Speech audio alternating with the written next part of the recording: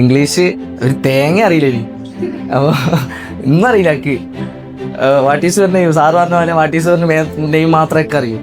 അപ്പോൾ ഞാനിങ്ങനെ വന്ന് അപ്പോൾ അത്യാവശ്യം ഫുള്ളായിട്ട് ഇമ്പ്രൂവ് ആയിട്ടില്ല, എന്നാലും അത്യാവശ്യം അൽഹംദുലില്ലാഹ് ഇമ്പ്രൂവ് ആയിട്ട്. അതുകൊണ്ട് അനുഭവങ്ങൾ ഒരുപാടുണ്ട്. പക്ഷേ ഇംഗ്ലീഷ് എന്ന് പറഞ്ഞ സാധനം എനിക്കറിയില്ല. ഞാൻ 10ാം ക്ലാസ്സിൽ 2 പ്രാവശ്യം തോറ്റ ആളാണ്.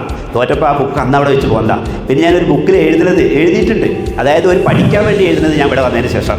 ഇപ്പോൾ എനിക്ക് ചില സംഗതികൾ ഇപ്പോൾ മുൻപോട്ട് നോക്കിയാൽ ഒന്നും മനസ്സിലാവില്ല. ഇപ്പോൾ പറയാൻ കഴിയില്ലാന്നുണ്ടെങ്കിലും നിങ്ങൾ ഇവിടെ ഒരു മാറ്റർ എഴുതുകയാണെന്നുണ്ടെങ്കിൽ അത് ഇംഗ്ലീഷിൽ എഴുതുകയാണെങ്കിൽ അത് എന്താണ് എന്നുള്ളത് എനിക്ക് പറയാൻ പറ്റും.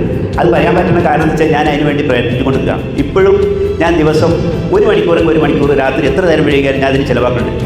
എൻ്റെ അമ്മയാണ് എനിക്ക് അമ്മയുടെ ഫ്രണ്ട് പറഞ്ഞത് ഇങ്ങനെ ഇംഗ്ലീഷിൽ കോൺടാക്ട് ചെയ്ത് നോക്ക്, ഞാൻ ഇങ്ങനെ ഇംഗ്ലീഷ് പഠിക്കണം പറഞ്ഞപ്പോൾ അപ്പോൾ ഇവിടേക്ക് അമ്മ വിളിച്ച് അങ്ങനെ വന്നത് സാറ് കണ്ട് സാറ് കണ്ട് എന്തോ നല്ലതാണ് തോന്നി. ഇങ്ങനെ ഒരു ഫ്രണ്ടിന് ഞാൻ വരാൻ പറഞ്ഞിട്ടുണ്ട്.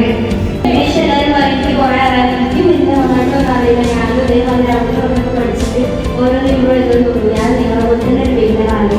നിങ്ങൾക്ക് പറ്റും. നമ്മളിങ്ങനെ ഓരോന്ന് ഡേയുടെ പഠിച്ച് നമുക്ക് എന്താ ഇംഗ്ലീഷ് സിമ്പിൾ ലാംഗ്വേജ് ആണ്. നമ്മൾ വിചാരിച്ച് നമുക്ക് എന്തായാലും പഠിക്കാൻ പറ്റും. എനിക്ക് ഈ ക്ലാസ് ഇനിയും കണ്ടിന്യൂ ഞാൻ ചെയ്യും.